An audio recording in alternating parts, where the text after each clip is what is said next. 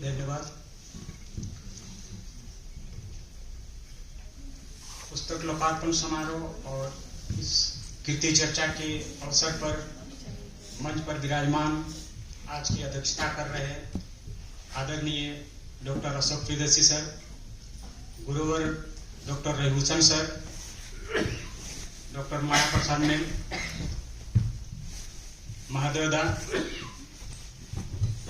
प्रमोद झा जी, और आज के केंद्र में हमारे कवि राही डुमरचंद जी, इस सभागार के अग्रिम पंक्ति में बैठे सभी सम्मानित अतिथिगण, कवि, लेखक और पूरे सभागार में हमारे साहित्य प्रेमी, सबको मैं झारखंडी जोहार करता हूं और अभिनंदन करता हूं।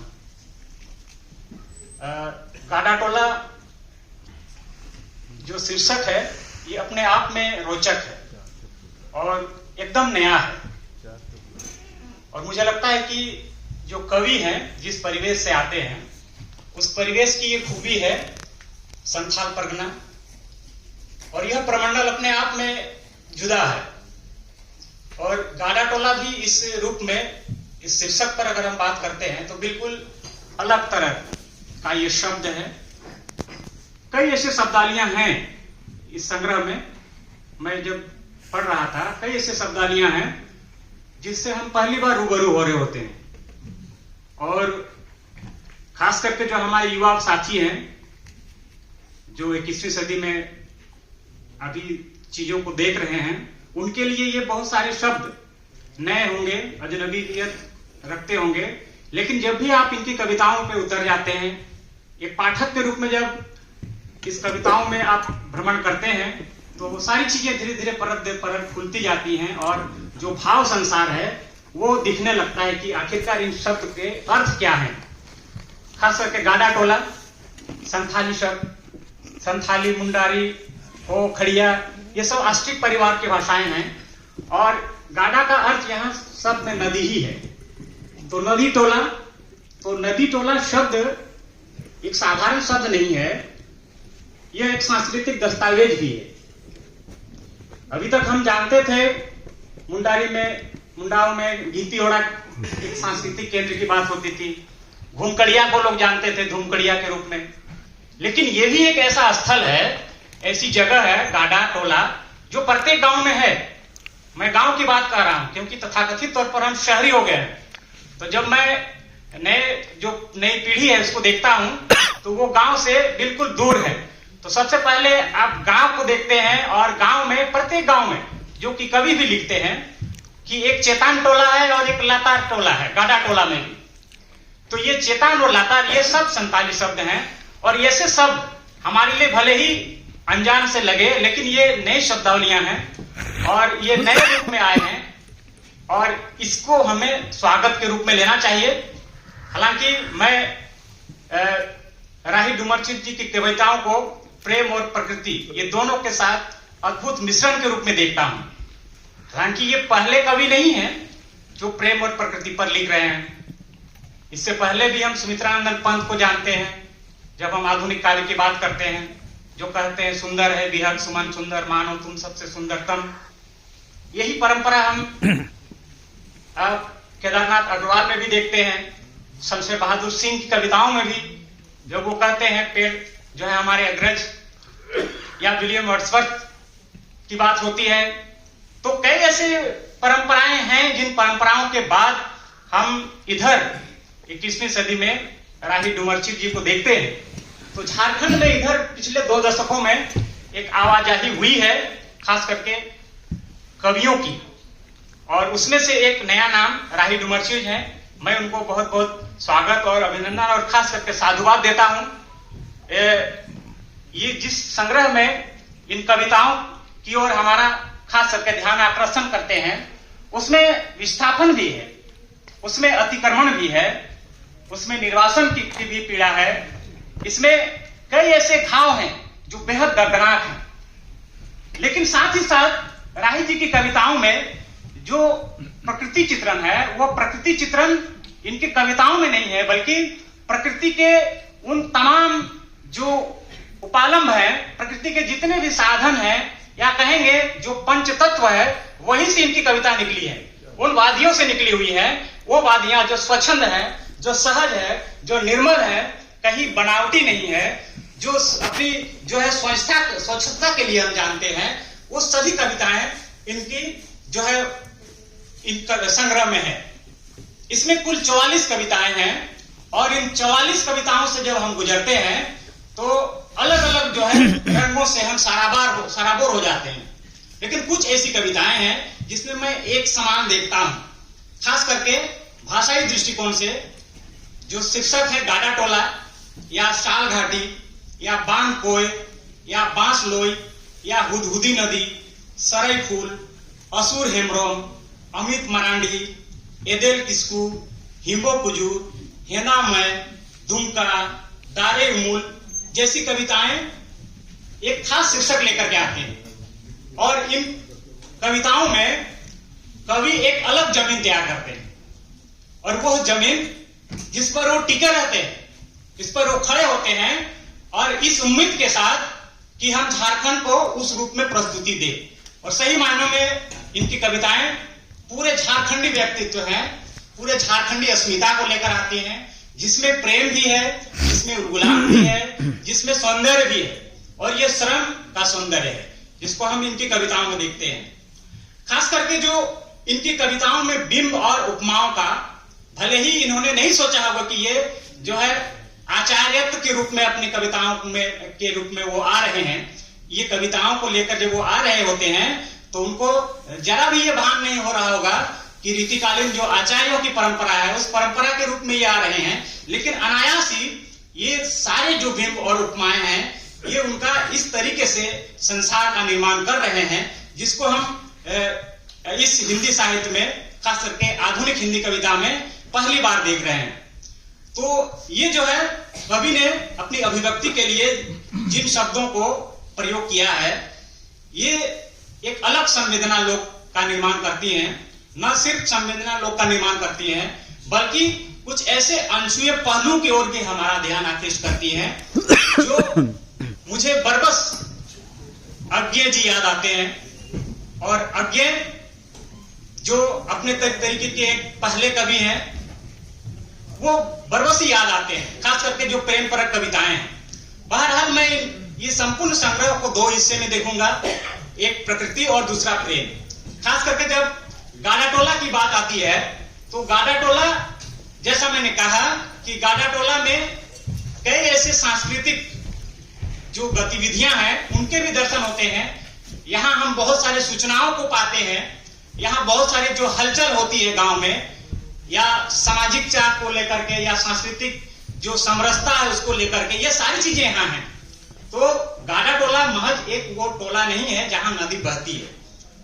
गाड़ा टोला वो महज एक ऐसा स्थान नहीं है जहां पानी का स्रोत है, बल्कि वो तमाम स्रोत वहां से निकलते हैं जिनसे एक मानवता और मानवीयता का तकाजा है।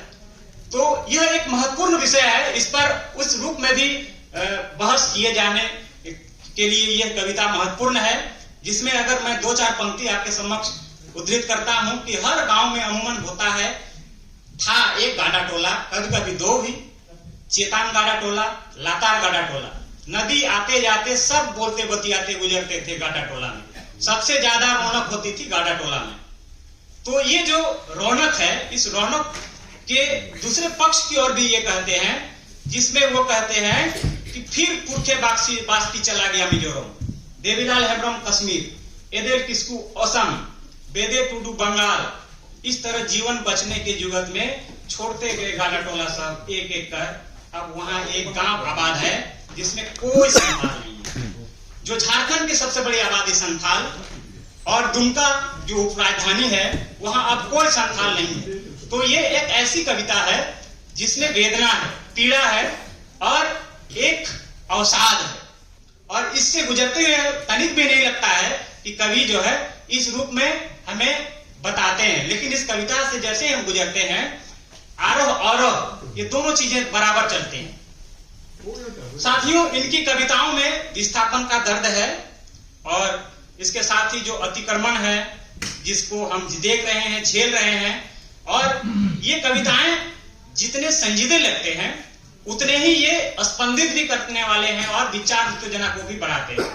तो इसमें दोनों चीजें हैं, क्योंकि जो आधुनिक सभ्यता है, इस आधुनिक सभ्यता में हम विस्थापन के दर्द को भी झेल रहे हैं बखूबी, और अतिक्रमण जो आज की क्रूर सच्चाई है, और इस सच्चाई को भी हम यहाँ देख रहे हैं इनकी कविताओं में। खास करके जो दो तरफा मार ये झेल रहे हैं, एक तरफ गरीबी से ये लाचार बाहर जाने को मजबूर हैं रोजी रोटी के लिए, आजीविका की तलाश के लिए, और इससे कहीं न कहीं अपनी जमीन से दो चार होना पड़ता है, अपने जल जंगल जमीन से इन्हें दूर होना पड़ता है। वहीं दूसरी तरफ जो हमारे विकास की नई परिभाषाएं आज गढ़ी जा रही हैं और विकास के नए जो अक्षर और नए जो अध्याय लिखे जा रहे हैं, इनसे भी कहीं ना कहीं मानवता और खास करके जिसको हम आदिवासी अस्तित्व कहते हैं, जिसका आदिवासियत से संबंध है, और जो कविताएं आदिवासियत को बहुत हद तक इन कविता संग्रह में हमको बताती हैं कि यह आदिवासियत क्या है, आदिवासी विमर्श क्या है। हालांकि राही जी वो एक सहिया के रूप में यहाँ आते हैं। एक विमर्श होता है कि जो हम कहते हैं कि ये स्वानुभूति है या सहानुभूति है, ना तो ये स्वानुभूति का विमर्श है, ना ही सहानुभूति का विमर्श है, ये सामूहिक अनुभूति का विमर्श है। और मुझे लगता है कि राही विमर्शित इसमें जरूर शामिल हुए हैं। मैं अभी बैठा था और पूछ रहा था कि क्या आप संताली जानते हैं, तो उन्होंने कहा कि मैं जानता हूं।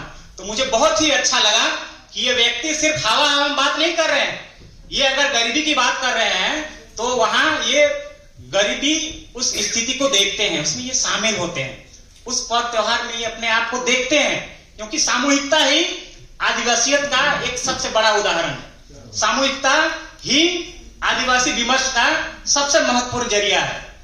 इसको जब तक आप इस रूप में नहीं देखते हैं, तब तक आप किसी खिड़की के सहारे जो है देख करके इस विमर्श को नहीं समझ सकते हैं।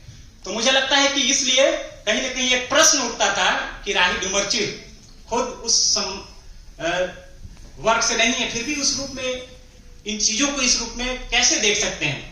जरूर देखा जा सकता है, क्योंकि आदिवासी विमर्श उस विमर्श को ही करते हैं जिसमें हम सब एक साथ बैठते हैं, उठते हैं, खाते हैं, पीटते हैं, नाचते हैं, गाते हैं, और बातें आ चुकी हैं जिसको हम लोग सेन के सुसुन काजी के दौरान कहते हैं। तो ये सारी चीजों को मैं फिर दोहराना नहीं चाहता हूं।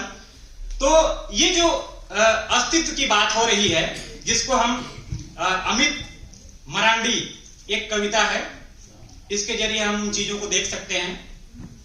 हालांकि जितनी भी कविताओं का शीर्षक है उसमें अधिकतर हम मरांडी, टूटू या जो संथाली टोटेम टेबू होते हैं, गोत्र होते हैं, उनको ही देखते हैं, बशर्ते हिम्बो को जुड़ छोड़ के।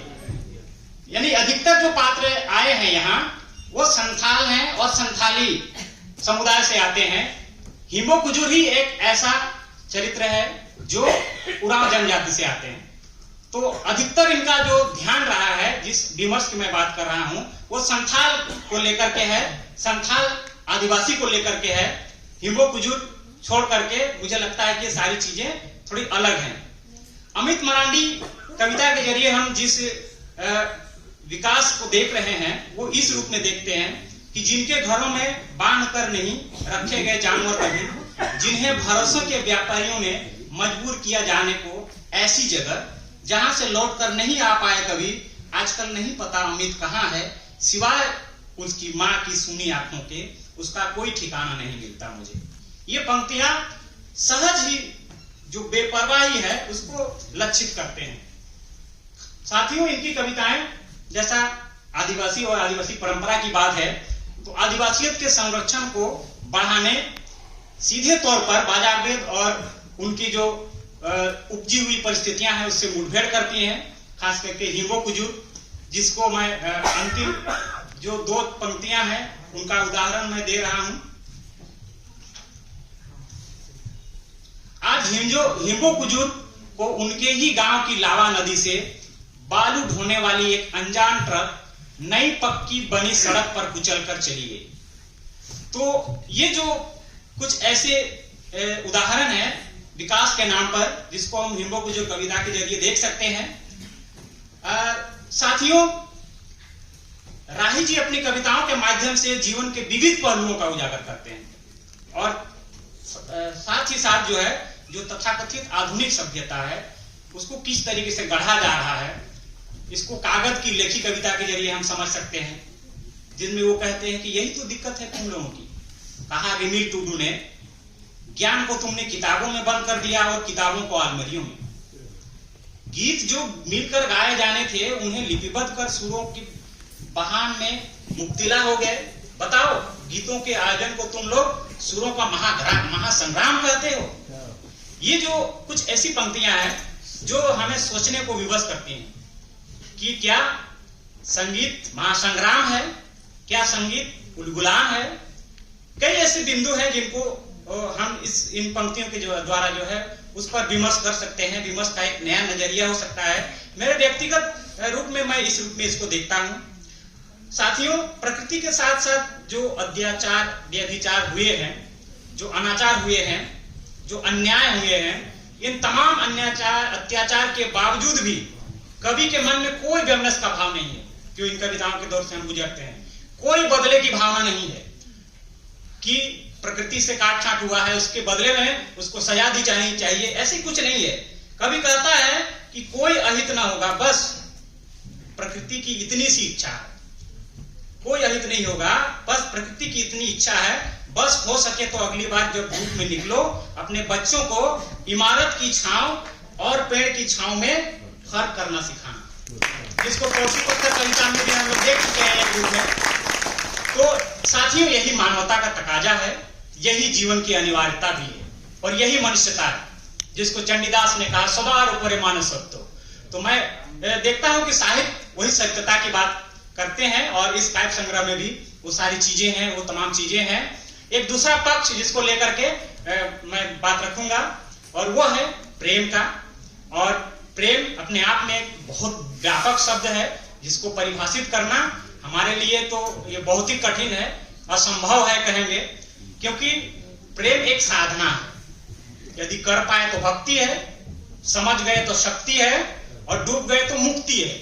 मुझे पता नहीं कि इसमें डायरेक्ट विमर्शित कहाँ आते हैं, मैं नहीं कह सकता हूं, लेकिन जरूर इस शब्द से ये बहुत हद तक अनुभव ज्यादा नहीं है, हमारे अनुज ही है, लेकिन जितना उम्र इन्होंने पूरा कर लिया है, जितने बसंत इन्होंने देखा है, उससे कहीं और ज्यादा अनुभव की बात करते हैं जब प्रेम को मैं देखता हूं। इस प्रेम में कहीं कोई वत्सलता नहीं है, कहीं अश्लीलता नहीं है, कहीं लगता ही नहीं है कि इस प्रेम में वासना है।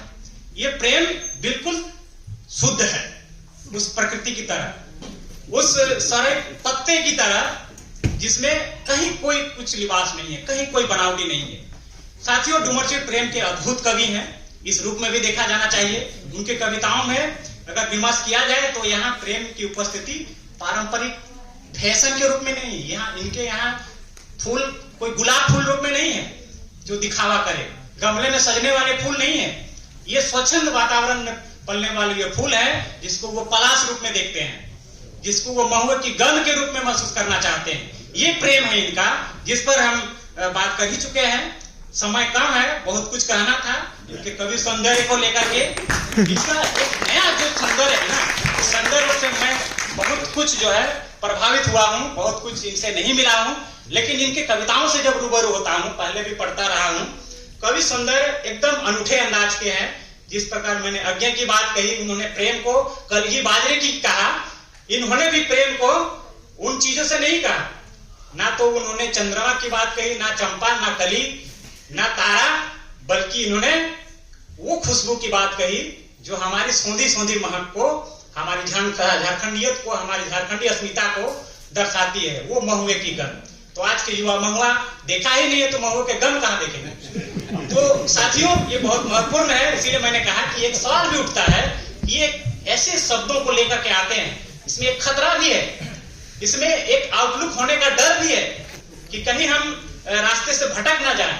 क्योंकि आज अगर पाठक आपको उस रूप में सहज स्वीकार नहीं करते हैं तो मुझे लगता है कि एक खतरा भी हो सकता है। लेकिन जो खतरे से अपने आप को आगे ले जाता है, उसी की जीत सुनिश्चित होती है, वही सफलता के आकांक्षी होते हैं। साथियों, एक प्रेम के नायाब हो जाने को या नायाब प्रेम को एक कविता के जरिए हम देख सकते हैं, जिसको हम देख चुके हैं, अभी तक सुन चुके हैं कि आज फिर से तुम पर नहीं लिख पाया कुछ, लिखना शुरू करूं तो जंगल में भागती पगडंडी हो जाती हूं। तो जंगल की पगडंडी आखिर किसने देखा है, वही इस कविता के मर्म को समझ सकता है, वही इस प्रेम को समझ सकते हैं। वो जो पगडंडी है और जंगल की जहां सुनसान है, एकांत है, वो पगडंडी का अंत कहां है, सीमा कहां है, उसकी सीमा इसको कोई नहीं जानता है। प्रेम भी वही अनंत है और इस प्रेम की कोई सीमा नहीं है, उसकी कोई परिभाषा नहीं है। इस पगडंडी अगर आप देख लिए तो प्रेम को आप समझ सकते हैं। साथियों, राही की कविताओं में प्रेम की नई नई अधिकताएं हैं। इसकी जो है वहां हम उदाहरण देखते हैं, खास करके जो इनके प्राकृतिक आंगन में जो उपमान है, जिन उपमानों की ओर बात हम करते हैं। सौंदर्य है, ये सौंदर्य ईश्वरीय सौंदर्य है और ये कई सारी चीजें इसमें हैं। मैं और ज्यादा कुछ नहीं कहूंगा, बस सार में इतना कहूंगा कि जल जंगल जंगल नदी पहाड़ पर्वत जमीन से गमे रोजगार और पापी पेट के सवाल से घिरे अपनों के बाहर निकलने वाले मजबूर। शायद कवि के मन से ये सारी चीजें निकली हो, अभी भी इनके मन में है। और डुमरचिर ने कई देशज और आंचलिक शब्दों का सफल प्रयोग किया है और साहसिक प्रयोग किया है, और इस साहसिक प्रयोग में ये सफल भी हुए हैं।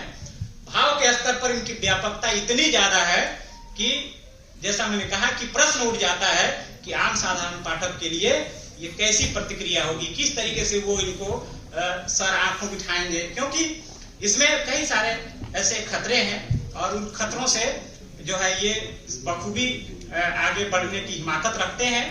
खास करके जो आदिवासियत है इनकी कविताओं में, वो मात्र मेटाफर नहीं है, वो मात्र रूपक नहीं है, बल्कि डुमरचिर के लिए ये खाद पानी है जिनसे ये वो शक्ति प्राप्त करते हैं।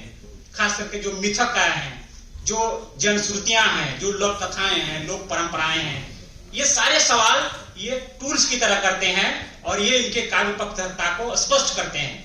अंचल की सुगंध है इसमें और सारी चीजें हैं। खास करके जो सहृदय पाठक हैं ये उनको साथ लेकर के आगे बढ़ते हैं। बस एक चीज मैं जरूर कहूंगा, क्योंकि जो हमारे आदिवासी परंपरा है गीत के बिना अधूरे हैं। मुझे लगता है 2-4 गीत अगर इसमें शामिल होते तो और बेहतर होता। खैर, आपको इस चर्चा के लिए, इस कृति के लिए बहुत बहुत धन्यवाद।